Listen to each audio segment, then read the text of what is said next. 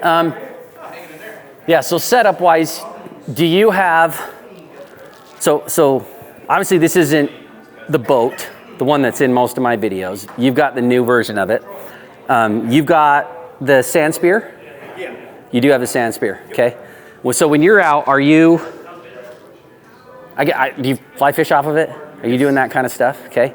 I've So only taken out twice. So. Okay, curious. So you've got the boat has their, what is it, like a 8-foot sand spear? Is it something like that, 6-foot sand spear? The other version that's you'd recommend in one of your videos. Okay, you have it, sweet.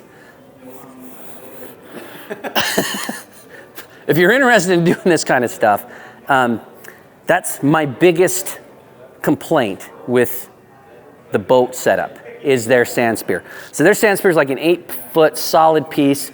I think it's like fiberglass or something. It's a little bit heavy, like solid, and it works really, really well.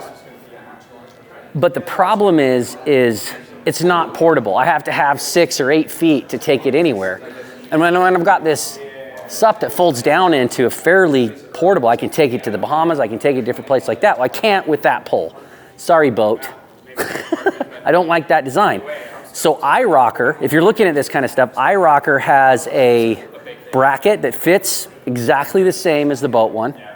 And it allows you to just use a paddle, where basically, this one's a little bit different, but it just connects right here, and that's your sand spear. So I can only have one and swap it to what I want. And there's also a connection for the foot, for like a pole that iRocker has. I don't love that one as much.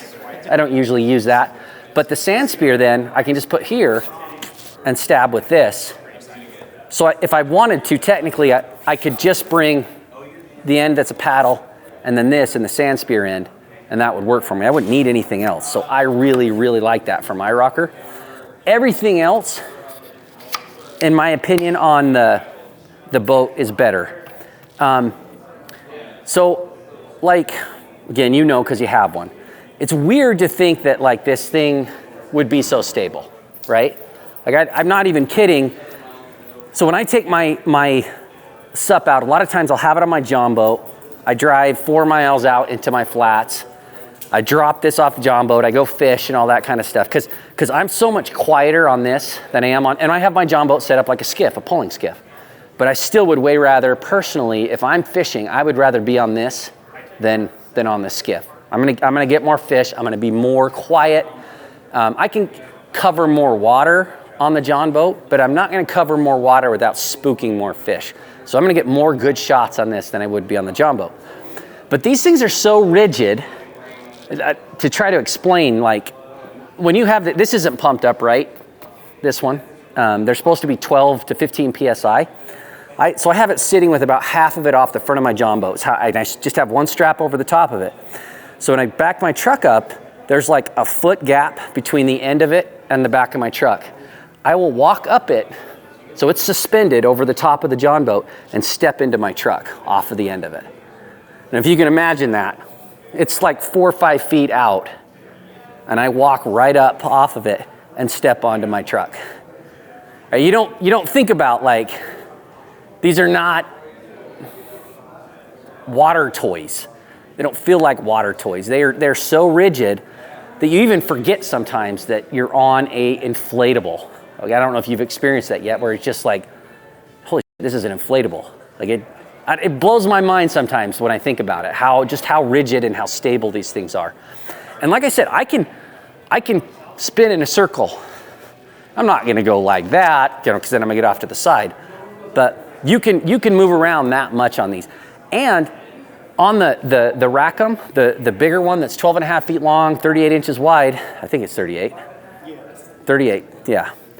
I'll take my wife out and put her on the front up here, and I'll stand on the Yeti cooler on the back and treat it like a little skiff.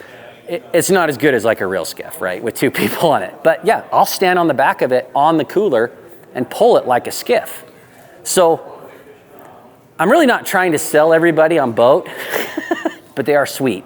And other companies are starting to come out with some cool stuff similar. NRS is picking their stuff up. and then iRocker, who I really do like, although theirs just isn't quite as stable. They're sweet. What questions do you guys have? Anything?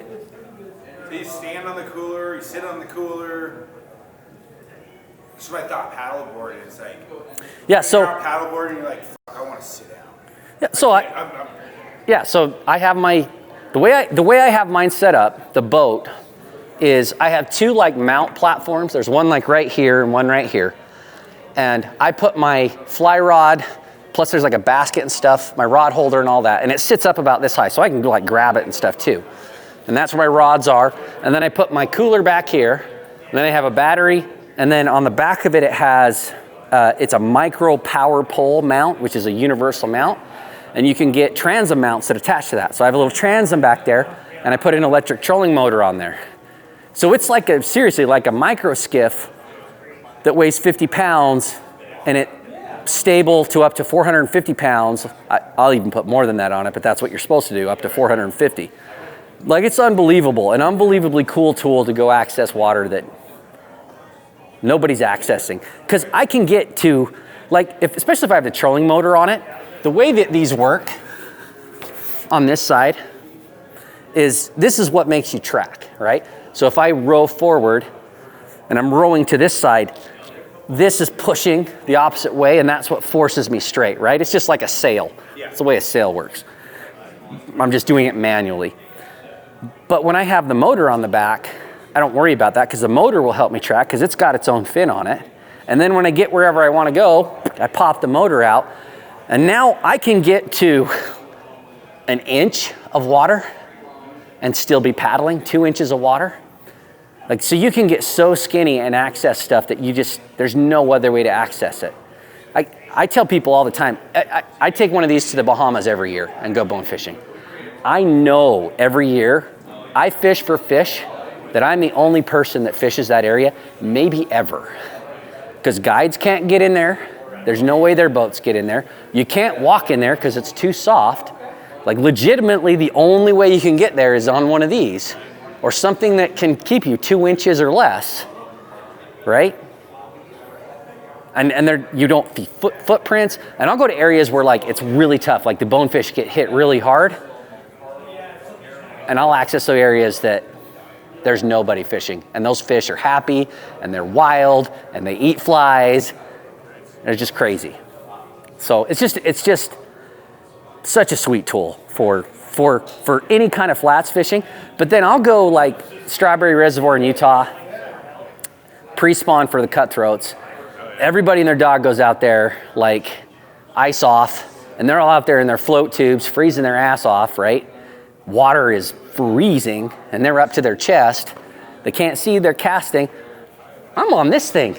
I'm standing on top. I'm warm, right?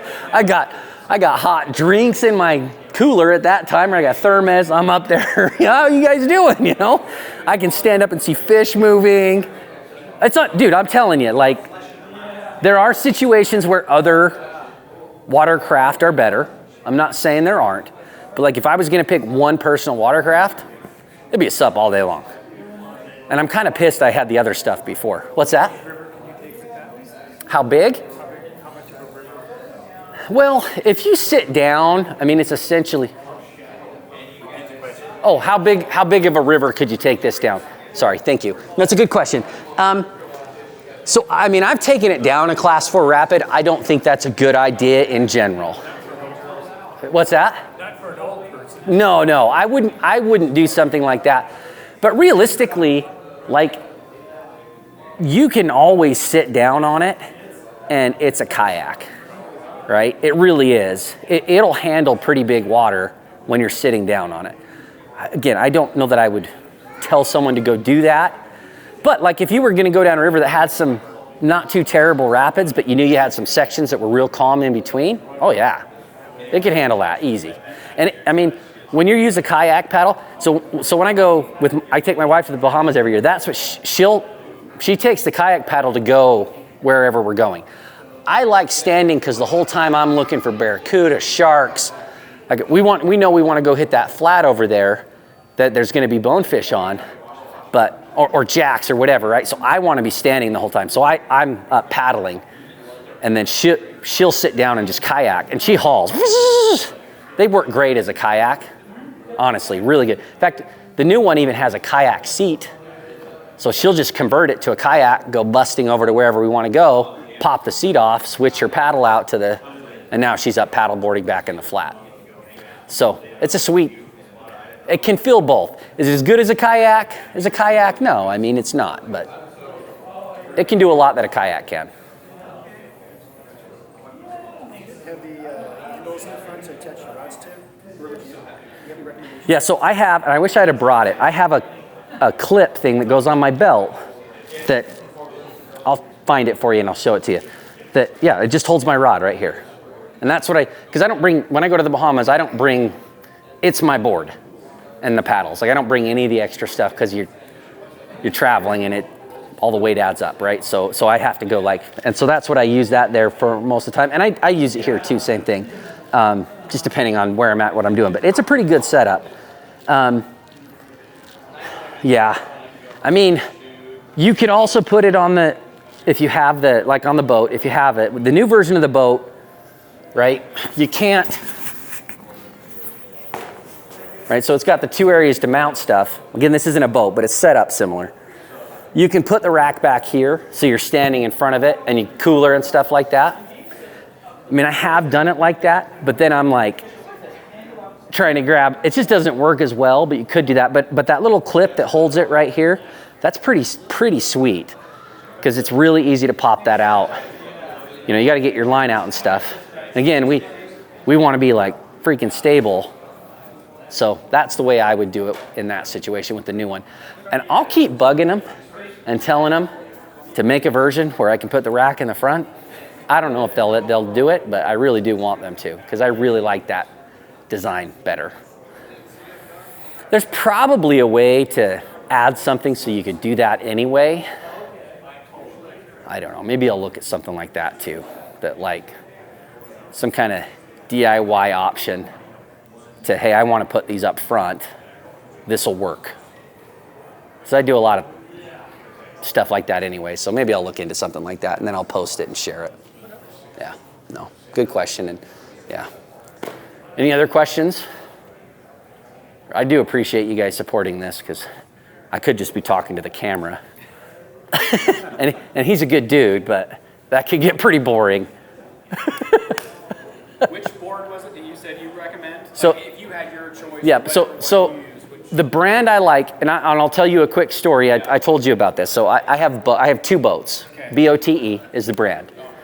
I have the Rackham Arrow, which is the Rackham is their best one. But the Arrow means that it's inflatable. So they have a Rackham hardboard and they have a Rackham inflatable. Both are sweet, but obviously the inflatable is going to be way easier to haul places. Sure. Then they have,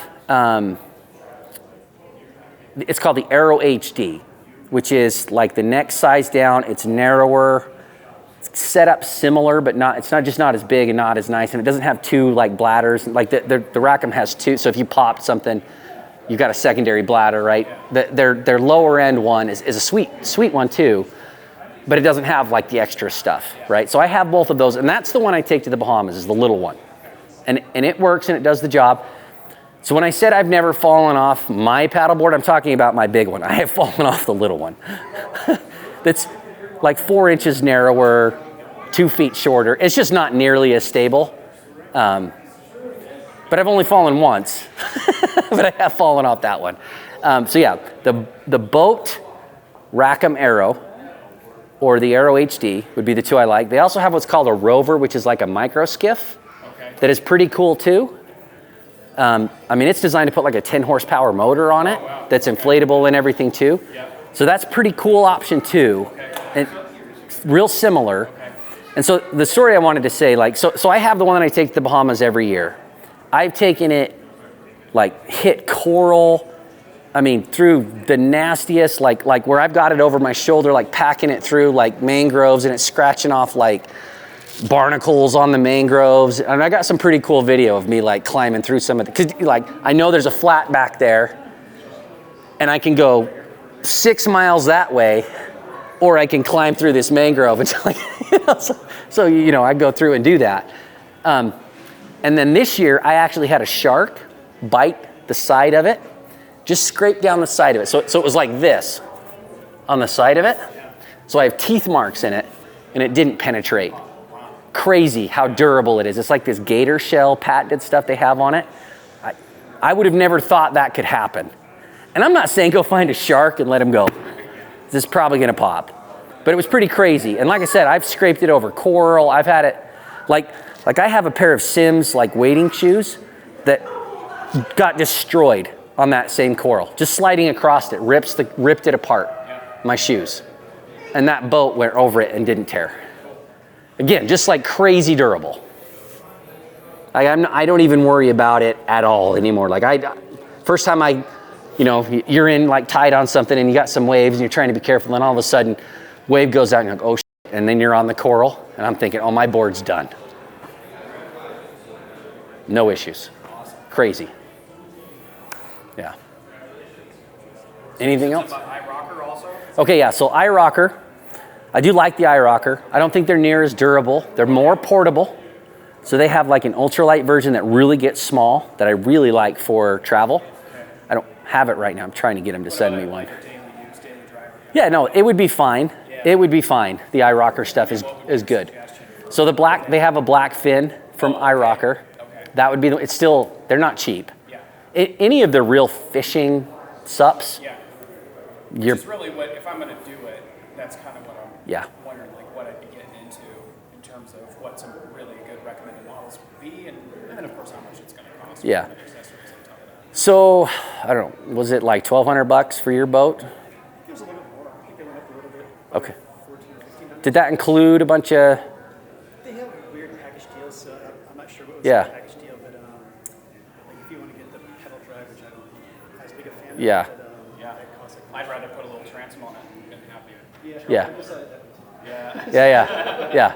No, that's the way I do it. So I think I paid $1,200, but $1,400 might be where it's at now, right? Like for that. It's not terrible, but I mean, it's an expense, but it's not any more than a nice fly rod. And I'm telling you. Yeah. That's the way to go, it sounds like. If you're fishing by yourself, no